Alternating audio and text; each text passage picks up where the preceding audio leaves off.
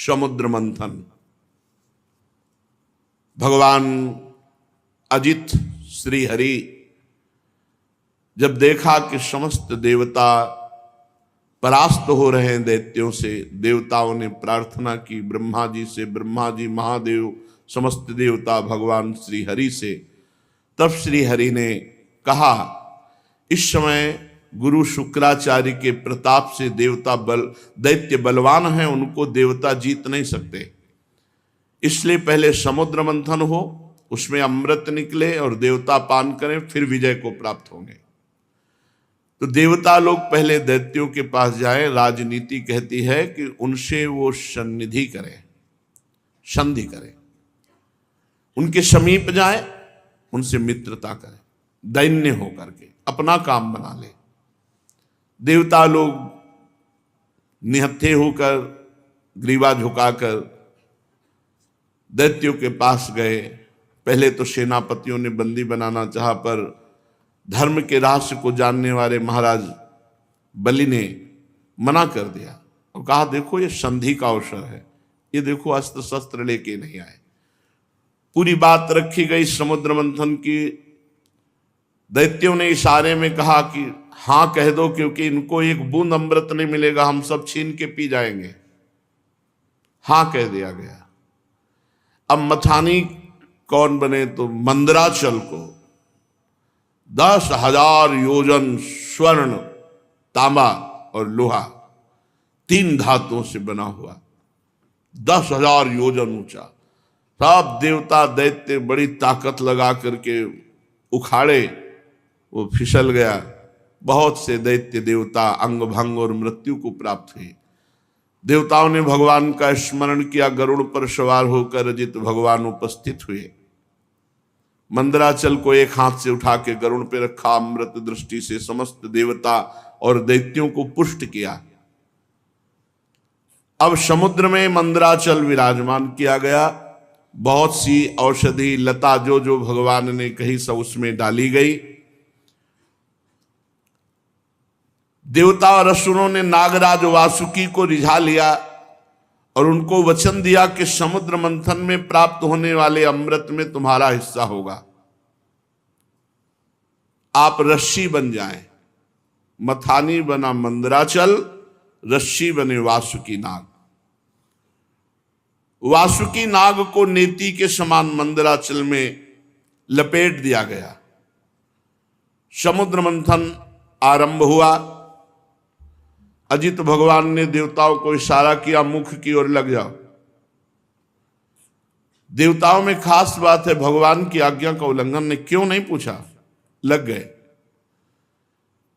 जब दैत्य सेनापतियों ने देखा तो उन्होंने कहा, देवता कोई श्रेष्ठ है, हम लगेंगे मुख की तरफ। सांप के पूंछ का भाग जो है ये निकृष्ट माना जाता है, हम इसे नहीं पकड़ेंगे। भगवान ने देवताओं को इशारा किया, आ जाओ पूंछ की तरफ, क्योंकि जब नेति बन करके मंदराचल घुमाया जाएगा, भारी विष की ज्वाला वासुकी नाग के मुख से निकलेगी। तो देवताओं को बचाने के लिए भगवान ने पहले ऐसा किया था। देवताओं ने पूंछ पकड़ ली और दैत्य मुख की ओर हो गए। बड़े बड़े असुरों के भुजाओं और देवताओं की दैवी शक्ति से युक्त होकर मंदराचल जीव ही घुमाया जाने लगा, त्यों ही समुद्र में डूबने लगा। अब तो सब देवता दैत्य निराश होने लगे, मन टूट गया, उदासी छा गई। भगवान ने तुरंत कच्छप रूप धारण किया। भगवान का एक कच्छप अवतार है, विशाल काय भगवान की पीठ। समुद्र में प्रवेश करके मंदराचल के नीचे जाकर कच्छप भगवान अपनी पीठ में मंदराचल ले लिया। भगवान की शक्ति अनंत है, वे सत्य संकल्प हैं, उनके लिए कौन सी बड़ी बात है। देवता और असुरों ने देखा कि मंदराचल ऊपर उठने लगा, तब फिर से उत्साहित होकर समुद्र मंथन किया। भगवान कच्छप की पीठ का विस्तार कितना था? 1,00,000 योजन, क्योंकि 10,000 योजन चौड़ा और लंबा तो मंदराचल है। 1,00,000 योजन भगवान कच्छप की पीठ, 1,00,000 योजन तक फैली हुई अपनी पीठ पर मंदराचल घूम रहा है, तो भगवान को ऐसा सुख हो रहा है जैसे कोई पीठ खुजला रहा हो। बड़े बड़े देवताओं में दैवी शक्ति और असुरों में आसुरी शक्ति भगवान ने प्रवेश की। फिर मंदराचल को घुमाया जाने लगा। भगवान की पीठ में मानो खुजली हो रही हो, ऐसे मंदराचल लगता है। समुद्र मंथन भगवान के बल से हुआ। देवताओं में दैवी शक्ति, असुरों में आसुरी शक्ति, वासुकी नाग में निद्रा, नीचे कच्छप रूप से, ऊपर 1000 सहस्त्रबाहु रूप से ऊपर भी दबाए हुए हैं। ये देवता नहीं जान रहे। पर्वत के ऊपर 1000 भुजाएं धारण करके ऊपर से भगवान उसे आकाश में ब्रह्मा शंकर इंद्र आदि भगवान के ऊपर पुष्पों की वर्षा कर रहे हैं। इस प्रकार भगवान पर्वत के ऊपर सहस्त्राबाहु रूप से 1000 भुजाएं धारण करके नीचे को दबा रहे हैं, नीचे कच्छप रूप से ऊपर को उठा रहे हैं। देवताओं में दैवी शक्ति, असुरों में आसुरी शक्ति, पर्वत में दृढ़ता, वासुकी में निद्रा, स्वयं भगवान के द्वारा ही समुद्र मंथन हो रहा है। अब तो भगवत बल से उन्मत्त होकर मंदराचल को बड़े वेग से घुमाया गया, समुद्र मंथन शुरू हुआ। उस समय समुद्र और उसमें रहने वाले मगर, मछली आदि जीव क्षुब्ध हो गए। नागराज वासुकी के हजारों कठोर नेत्र मुखों से, श्वासों से विष की ज्वाला निकलने लगी। उससे पौलोम काल के बलि, इलवल आदि असुर निस्तेज हो गए, जलने लगे। ऐसे जान पड़ते थे मानो दावानल से झुलसे हुए साखू के पेड़ खड़े हों। देवताओं में भी ताप आया। वासुकी नाग के श्वास की लपटों से देवता भी निस्तेज होने लगे। वस्त्रमाला, कवच, मुख ये सब झुलस गए। भगवान ने तुरंत प्रेरणा की, मेघ छा गए और वर्षा होने लगी, जिससे फिर बल आया दैत्यों में और देवताओं में। समुद्र मंथन फिर जोर से शुरू हुआ। पहले समुद्र मंथन में विष निकला, विष। ध्यान रखो, जब कोई साधन मार्ग में चलता है तो पहले विष पीना पड़ता है। यम ही न व्यथ्यन्ते ते पुरुषम पुरुषर्षभ सम दुखा सुखाधीरम स्वमृतत्वाय कल्पते। जो इस विष को पीता है, सुख दुख को समान भाव, मान अपमान, निंदा स्तुति, काम क्रोध लोभ, ये सब विष हैं। इनको जो पीता है वही अमृत पद का अधिकारी होता है। भगवान मेघ के समान सांवले शरीर पर सुनहला पीतांबर, कानों में बिजली जैसे चमकते हुए कुंडल, सिर पर मुकुट, घुंघराले बाल, नेत्र लाल लाल रेखाओं से युक्त, गले में बनमाला सुशोभित, संपूर्ण जगत को अभय दान करने वाले विश्व विजयी भगवान अजित ने अपने भुजदंडों से वासुकी नाग को पकड़कर जे ही मंदराचल की रफ्तार बढ़ाई, ते भी खलबली मच गई। मछली, मगर, सांप, कछुए भयभीत होकर ऊपर आ गए। तिमिंगल आदि मत्स्य, समुद्री हाथी, गिराह व्याकुल हो गए। जे ही ऐसा मंथन हुआ कि सबसे पहले ऊपर हलाहल नामक अत्यंत उग्र विष निकला। अब वो समुद्र मंथन से निकला हुआ विष 10 दिशाओं में फैलने लगा। इससे सारी प्रजा मर जाएगी, सब प्रकृति भस्म हो जाएगी, ऐसा ये विष है। भगवान अजित ने कहा, भगवान शंकर की शरण में चलो। पहले निकले हुए इस हलाहल नामक विष से भगवान सांब सदाशिव ही बचाएंगे। भगवान शंकर सती जी के साथ कैलाश पर्वत पर विराजमान थे। बड़े बड़े ऋषि मुनि उनके वचन सुन रहे थे। भगवान शिव उपदेश कर रहे थे। तीनों लोकों को अभ्युदय और मोक्ष के लिए बड़े बड़े ऋषि मुनि उनकी आराधना करते हैं भगवान शिव की। प्रजापतियों ने दर्शन किया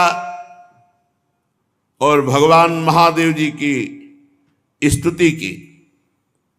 देव देव महादेव भूतात्मन भूत भावनो त्राहिना शरणापन्नास त्रैलोक्ये दहनाद विषाद त्वमें कहा सर्व जगत ईश्वरो बंध मोक्षयो तम त्वामर्चन्ति कुशलाः प्रपन्नार्ति हरम गुरु। हे जगत गुरु, हे देवाधिदेव, हे समस्त प्राणियों की आत्मा और जीवन दाता, हम सब लोकपाल आपकी शरण में आए हैं। समुद्र मंथन में त्रिलोकी को भस्म करने वाला हलाहल उग्र विष प्रकट हुआ है, उससे आप हमारी रक्षा कीजिए। सारे जगत को बांधने और मोक्ष मुक्त करने में एकमात्र आप समर्थ ईश्वर हैं। इसलिए हे भगवान शिव, विवेकी पुरुष आपकी आराधना करते हैं, क्योंकि आप शरणागत की पीड़ा नष्ट करने वाले एवं जगत गुरु हैं। प्रभु, अपनी गुणमयी शक्ति से इस जगत की सृष्टि, स्थिति, प्रलय ये आप करते हैं, पर आप एक रस रहते हैं। जितने भी देवता, मनुष्य, पशु, पक्षी, सत असत चराचर प्राणी हैं, सबके जीवन दाता देवाधिदेव आप ही हैं। आपके अतिरिक्त सृष्टि भी और कुछ नहीं, क्योंकि आप सबकी आत्मा हैं। हे सर्वदेव स्वरूप, आपका मुख अग्नि है। तीनों लोकों के अभ्युदय करने के लिए हे शंकर, ये पृथ्वी आपका चरण कमल है। आप अखिल देव स्वरूप हैं। ये काल आपकी गति है, दिशाएं कान हैं, वरुण रसेंद्री हैं, आकाश नाभ है, वायु श्वास है, सूर्य नेत्र है, जल वीर्य है। आपका अहंकार नीचे ऊंचे सभी जीवों का आश्रय है। चंद्रमा मन है। प्रभु स्वर्ग आपका सिर है। वेद स्वरूप भगवान समुद्र आपकी कोख है। पर्वत हड्डियां हैं। सब प्रकार की औषधियां घास आपके रोम हैं। गायत्री आदि छंद आपकी सातों धातुएं हैं और सभी प्रकार के धर्म आपके हृदय हैं। हे स्वामिन, सद्योजात आदि 5 उपनिषद ही आपके तत्पुरुष अघोर, सद्योजात, वामदेव, ईशान नामक 5 मुख हैं। प्रभु, इस कार्य कारण जगत से परे, माया से परे आप हैं। आपकी महिमा को ब्रह्मादि भी जानने में समर्थ नहीं। हम लोग तो केवल आपके इस लीला बिहारी शिव रूप को देख रहे हैं, आपके परम स्वरूप को हम नहीं जानते। हे महेश्वर, यदि आपकी लीलाएं अव्यक्त हैं, फिर भी संसार कल्याण करने के लिए परम कारण स्वरूप आप लीला करते हैं। प्रभु, आप प्रजा बड़े संकट में है, इस हलाल विष का कुछ इंतजाम कीजिए। भगवान शिव ने कहा सती जी से, देवी, ये बड़े खेद की बात है कि समुद्र मंथन से कालकूट विष निकला और प्रजा बड़ी दुखी है। इसलिए हमें समस्त प्रजा की रक्षा करनी चाहिए। मेरा कर्तव्य है, ये मेरी शरण में आए हैं, मैं इन्हें निर्भय कर दूं, क्योंकि जिसके पास शक्ति है, सामर्थ्य है, तो आए हुए शरणागत के दुख को मिटाना उसका धर्म बनता है। अगर अपने प्राणों की भी बलि देनी पड़े तो दे देना चाहिए, पर शरणागत को विमुख नहीं जाने देना चाहिए, उसकी रक्षा करनी चाहिए। कल्याणी, ये मोह पास में बंद करके जीव एक दूसरे से वैर की गांठ बांध लेते हैं। ऐसे अज्ञानियों पर जो कृपा करके उन्हें भगवत मार्ग में लगाता है, उनकी रक्षा करता है, उस पर भगवान श्री कृष्ण बहुत प्रसन्न होते हैं। और जब भगवान श्री कृष्ण प्रसन्न हो जाते हैं तो मैं, ब्रह्मा, चराचर जगत उसके ऊपर प्रसन्न हो जाता है। जहां पर कृपा राम की हुई, ता पर कृपा करे सब कोई। इसलिए मैं प्रजा के कल्याण के लिए इस विष को पीऊंगा। विश्व के जीवन दाता देवाधिदेव महादेव भगवान शंकर इस प्रकार सती देवी से कहकर विष को लेने के लिए तैयार हो गए। माताजी बड़ी कृपालु हैं और जानती भगवान शिव के प्रभाव को। उन्होंने अनुमोदन किया, हाँ प्रभु ऐसा ही करना चाहिए। भगवान शंकर ऐसे करके आकर्षण किया और पूरे समुद्र मंथन से निकले हुए विष को अपने हाथ में ले लिया और उसको पी गए। पीकर हृदय में नहीं जाने दिया, यही गले में रोक लिया। पूरा श्याम गौरवर्ण का गला, पूरा श्याम वर्ण का, इसीलिए भगवान का एक नाम पड़ा नीलकंठ। भगवान शंकर का वो भूषण हो गया नीलकंठ। देवादिदेव भगवान शंकर सबकी कामना पूर्ण करने वाले हैं। उनका एक कल्याणकारी अद्भुत कर्म सुनकर दक्ष कन्या सती ब्रह्मा जी भगवान श्री हरि बहुत उनकी स्तुति की, प्रशंसा की। जब भगवान शंकर विष पान कर रहे थे तो 1-2 बूंद विष टपक गया। उसी से जितने भी विषैले जीव जंतु, विषैली औषधियां हैं, वो सब हैं। 1-2 बूंद टपक गया, उससे हैं। पूरी सृष्टि में इतना विष है, वो 1-2 बूंद से पूरा विष तो भस्म कर देता त्रिलोकी को। महादेव जी गले में आज भी रोके हुए हैं। भगवान शंकर ने विष पी लिया, अब तो समस्या का समाधान हो गया। देवता और असुर बड़ी प्रसन्नता से समुद्र मंथन करने लगे। फिर समुद्र मंथन से कामधेनु प्रकट हुई। कामधेनु समस्त कामनाओं को पूर्ण करने वाली है। भगवान इशारा जिसे देते वही उसे स्वीकार करता। भगवान ने देवताओं को इशारा किया, कामधेनु देवताओं ने ले ली, जो ऋषियों के अग्निहोत्र के काम में आएगी। ब्रह्मलोक तक यज्ञ की उपयोगी पवित्र घी दूध आदि पहुंचाने के लिए ब्रह्मवादी ऋषियों को देवताओं ने कामधेनु प्रदान की। इसके बाद उच्चैश्रवा नामक घोड़ा निकला। उसे महाराज दैत्याधिपति बलि जी को दिया गया। वो चंद्रमा के समान श्वेत वर्ण का। इंद्र ललचात हो गए पर भगवान ने रोक दिया। महाराज बलि को उच्चैश्रवा मिला।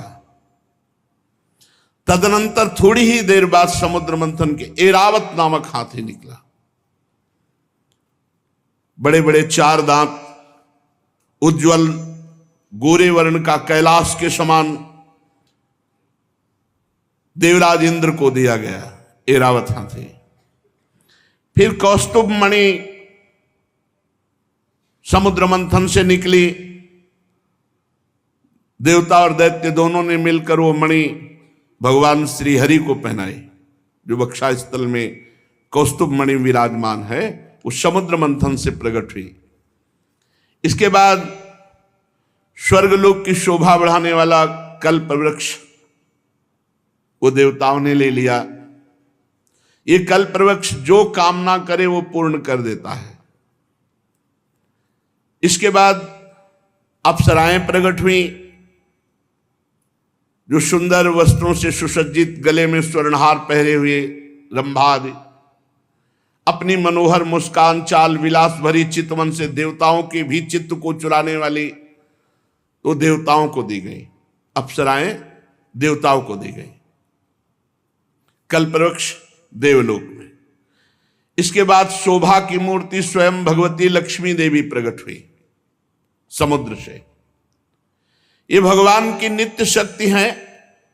जे ही वे प्रकट हुई तो बिजली किसी कांति छा गई, 10 दिशाएं चकाचौंध हो गई। ऐसा सौंदर्य, ऐसा उदार स्वरूप, ऐसा रूप रंग कोई भी नहीं था जो ये ना चाहता हो कि लक्ष्मी जी हमें मिले। आज भी सभी चाहते हैं लक्ष्मी जी हमें मिले। देवता, असुर, मनुष्य, कोई भी ऐसा नहीं था जिसके हृदय में ये चाह ना आ गई हो कि लक्ष्मी जी हमें मिले। तत्काल इंद्र अपने हाथों से उनके बैठने के लिए विचित्र सिंहासन ले आए। श्रेष्ठ नदियों ने मूर्तिमान होकर के अभिषेक के लिए सोने के घड़ों में भर भर कर पवित्र जल ला दिया। पृथ्वी ने अभिषेक के योग्य सब औषधियां दी। गौओं ने पंचगव्य और बसंत ऋतु ने चैत्र वैशाख में होने वाले सब फूल फल उपस्थित कर दिए। इन सामग्रियों से ऋषियों ने विधि पूर्वक लक्ष्मी जी का अभिषेक किया। गंधर्व गान कर रहे हैं, अप्सराएं नृत्य कर रही हैं, बादल सदैव होकर मृदंग डमरू ढोल नगारे नरसिंगे शंख वेणु वीणा ये जोर जोर से वाद्य बजा रहे हैं। भगवती लक्ष्मी देवी का अभिषेक हुआ और सुंदर पोशाक धारण किए हुए सिंहासन पर विराजमान हैं। दिग्गज कलशों से उनका स्नान करा रहे हैं। वेद में ब्राह्मण वेद मंत्र पढ़ रहे हैं। समुद्र ने पीले रेशमी वस्त्र उनको पहनने के लिए दिया। वरुण ने वैजंती माला समर्पित की। प्रजापति विश्वकर्मा ने भांति भांति के गहने दिए। सरस्वती जी ने मोतियों का हार, ब्रह्मा जी ने कमल, नाग ने 2 कुंडल अर्पित किए। इसके बाद लक्ष्मी जी कमलों की माला लेकर किसके गले में डालें चली। लक्ष्मी जी के मुख की ओर देखकर जब वो मंद मंद मुस्कुराती हुई चल रही थी, उनकी पायजेब बज रही थी, कोई ऐसा नहीं था जो ललचा न गया हो लक्ष्मी जी हमें मिले। पर वो चाहती थी जो हमें चाहे ना उसको हम वरण करें।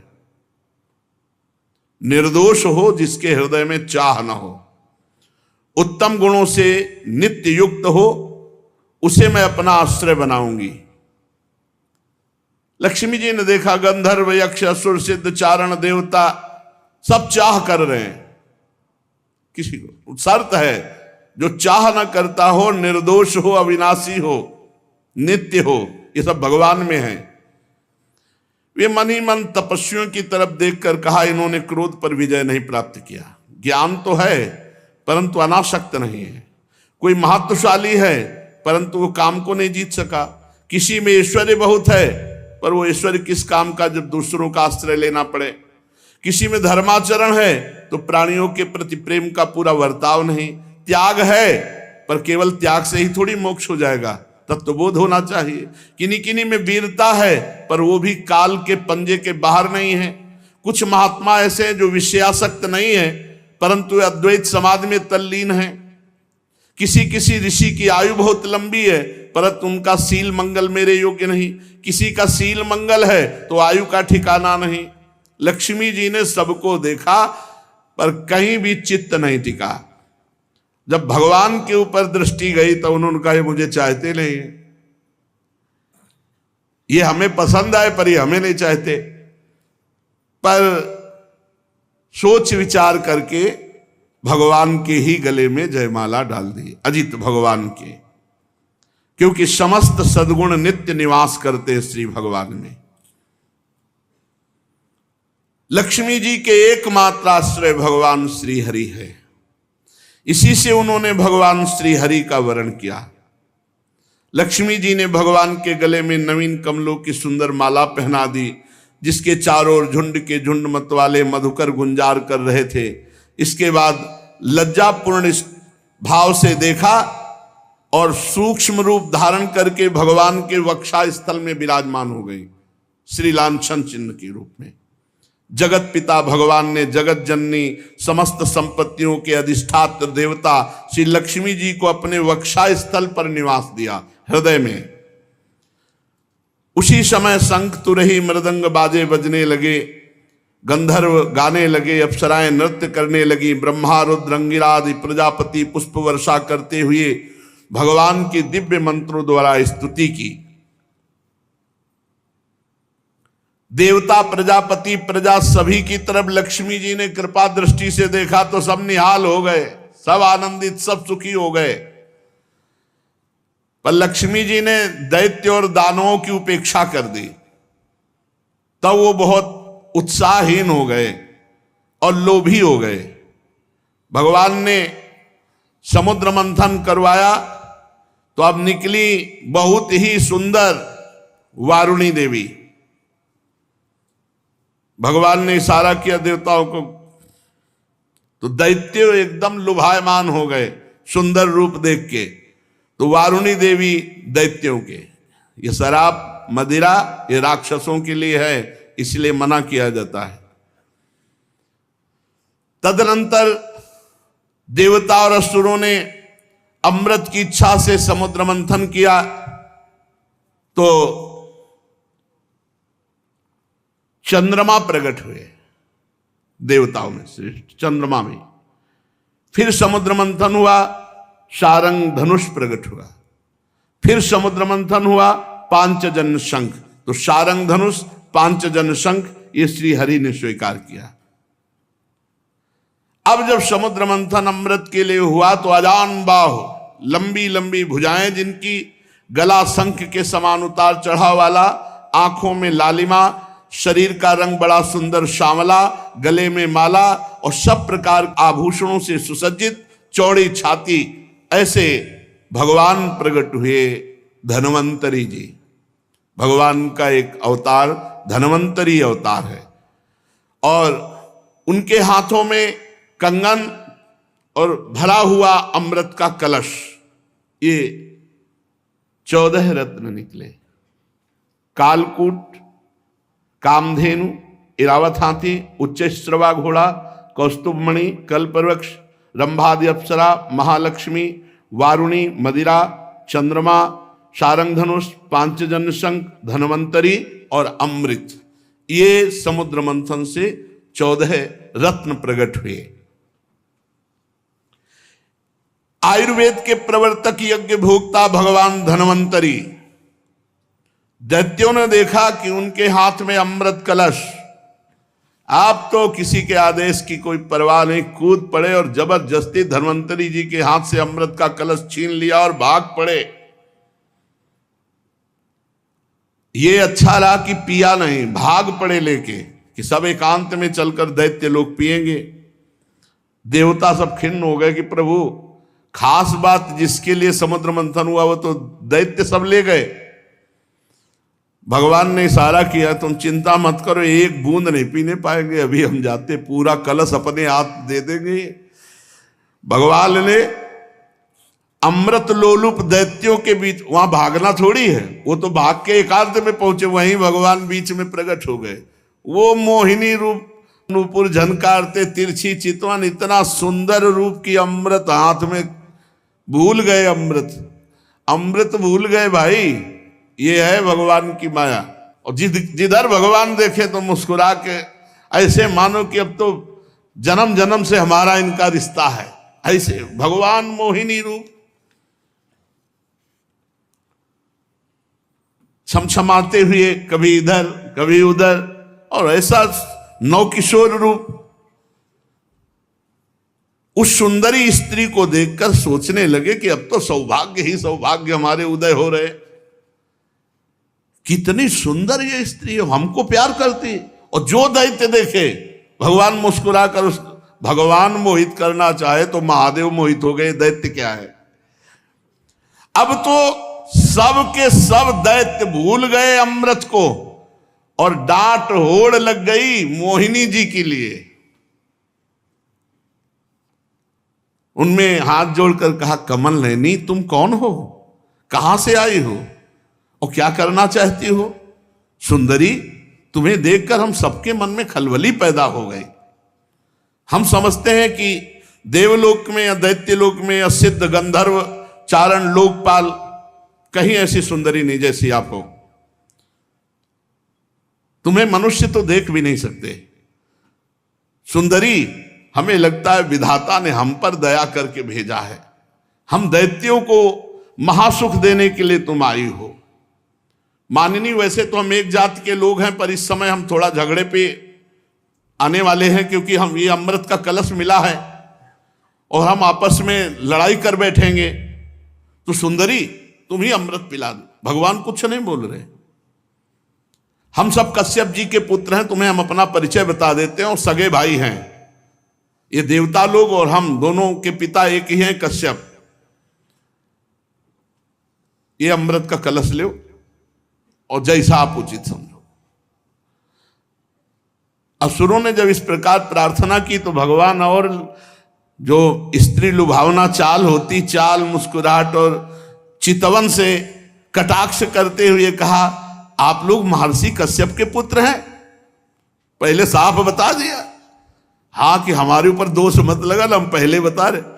आप लोग अमृत के बांटने का न्याय भार हमारे ऊपर डाल रहे हैं। अरे विवेकी पुरुष उल्टा स्वेच्छाचारिणी स्त्रियों पर कभी विश्वास नहीं करते तुम्हें। और भगवान ये कहते हुए और मुस्कुरा रहे हैं, उनको लग रहा है कि मजाक कर रहे हैं। और भगवान सत्य बोलते, त्रिकाल सत्य, कि ये रूप हमने धारण ही इसीलिए किया है, मैं किसी के लिए हूं, ना आज तक हमको कोई पकड़ पाया और ना कोई पकड़ पाएगा मोहिनी रूप में।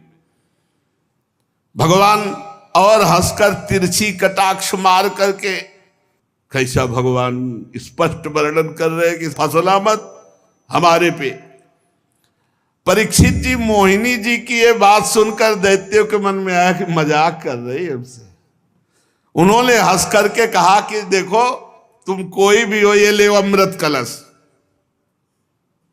कलश लिया और तिरछी मुस्कान से भगवान ने मुस्कुराते हुए मीठी वाणी में कहा, देखो यदि इतना विश्वास करते हो तो मैं उचित करूं या अनुचित बीच में टोकना नहीं। स्वीकार है? और मुस्कुरा दिया, बोले स्वीकार है। बस बोले अमृत बांट दे ले दो, फिर देख पाओगे कि क्या स्वीकार किया है। बड़े बड़े दैत्य कुछ जहां शंका में होते कि यार पूरा अमृत उसके हाथ में दे दिया, तो मोहिनी जी उधर ही देखती, तो फिर वैसे मंत्रमुग्ध होके रह जाता, मंत्रमुग्ध होके दैत्य रह जा। अरे महाराज भगवान हैं, भगवान, उनकी माया ऐसी प्रबल है, देख लो। लोक लोकांतर फिर वो स्वयं मोहिनी रूप धारण किए। दैत्यों बड़ी बारीकी से मेरी बात समझो, मैं उचित करूं या अनुचित बीच में टोकोगे नहीं। अगर टोकना तो ले अपना अमृत कलश। नहीं नहीं नहीं, और मुस्कुराते जा रहे हैं। मुस्कुराहट भगवान की माया का प्रादुर्भाव हुआ है मुस्कुराहट से। सब दैत्यों ने कह दिया स्वीकार है। भगवान ने कहा हम भी स्वीकृत हैं, माफ की हैं। इसका कारण दैत्य मोहिनी स्वरूप के मूल को नहीं समझ पा रहे और देवता जान रहे, इसलिए मोहित नहीं हो रहे। एक भी देवता मोहित नहीं हुआ मोहिनी रूप में, क्योंकि जान रहे हमारे भगवान है।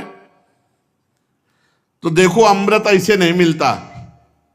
सब लोग पहले नहा के आओ, स्नान करो और पूजन करो, स्वस्थ वाचन कराओ, तब अमृत मिलेगा। सब नए नए कपड़ा पहन करके और कुशासन पर बैठो और सबका हिस्सा पूर्व की तरफ कुश का हो। अब देवता दैत्य फटाफट स्नान करके, भगवान ने इशारा किया देवताओं को कि नहाओ कम, जल्दी नए कपड़ा पहन के बैठ जाओ आके। और दैत्यों से कहा पूरा स्नान सब।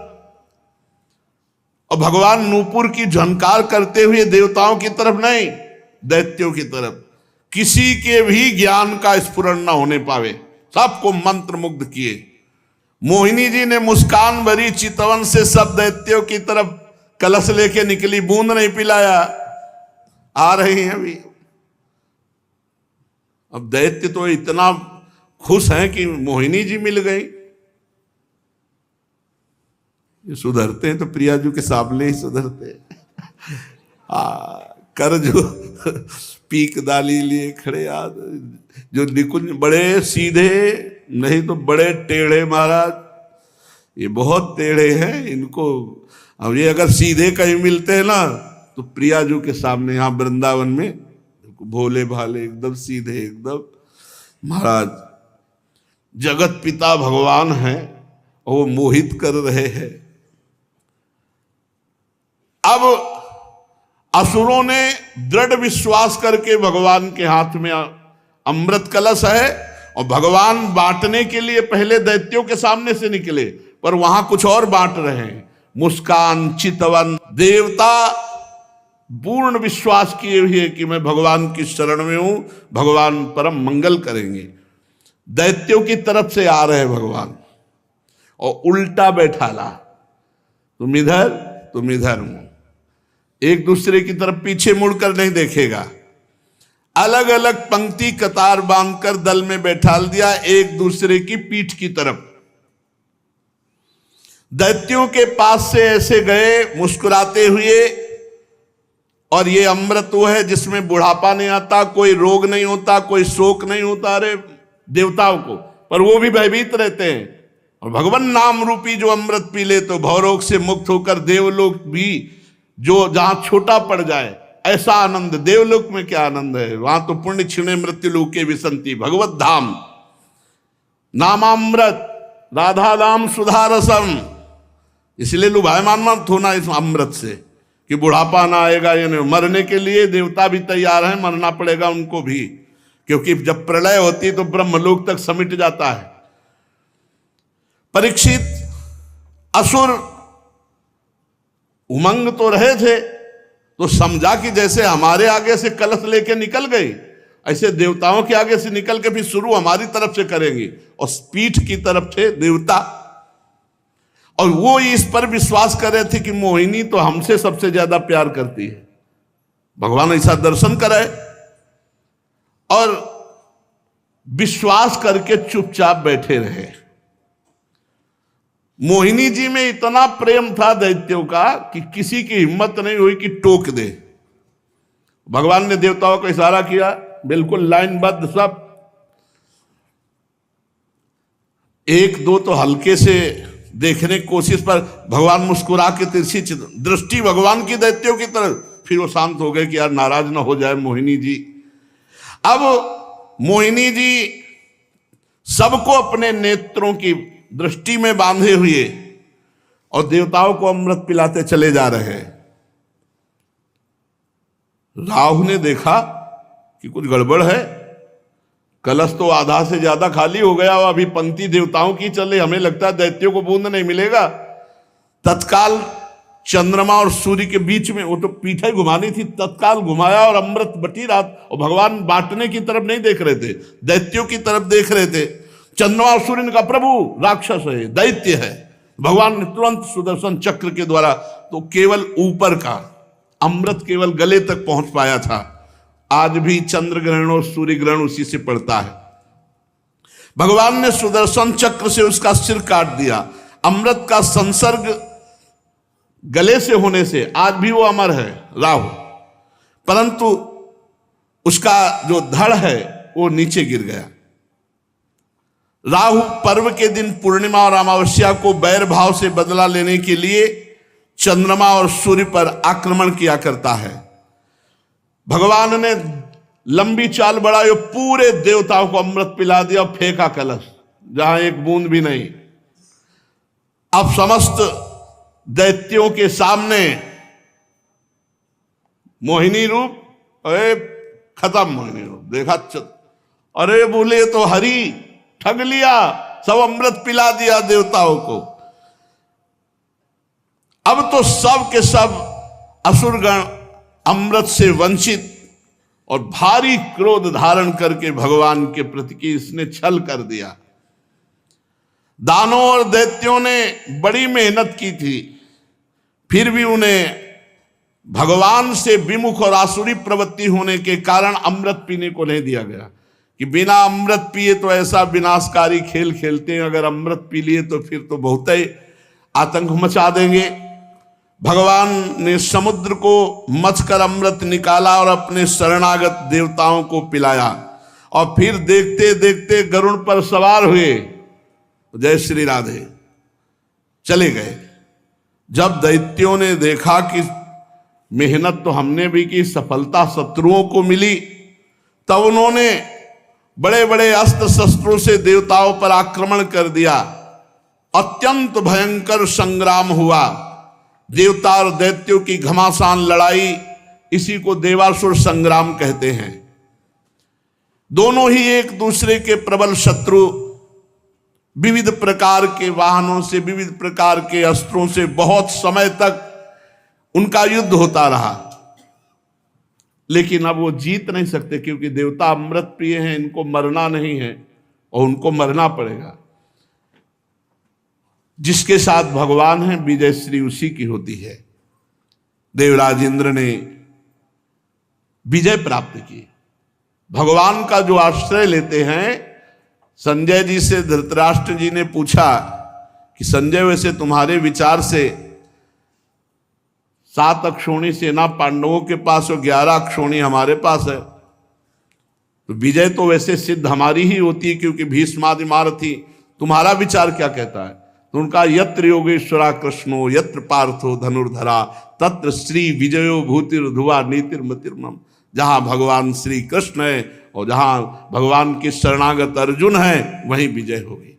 यद्यपि देवता बड़े बलशाली, पर अमृत पीने के बाद तो और बलशाली, और शुक्राचार्य जी संजीवनी के प्रभाव से दैत्यों को जिला देने वाले, पर भगवान का बल अमोघ है जो देवताओं के पक्ष में, इसलिए देवासुर संग्राम में देवताओं की विजय हुई। जो ये समुद्र मंथन लीला भगवान की कृपा से देवताओं की विजय लीला सुनता है उसके पाप नष्ट हो जाते हैं, भगवान के चरणों में भक्ति होती है और भगवान का कृपा बल उसको प्राप्त होता है। शेष चर्चा आगे। श्री राधा वल्लभ लाल की जय।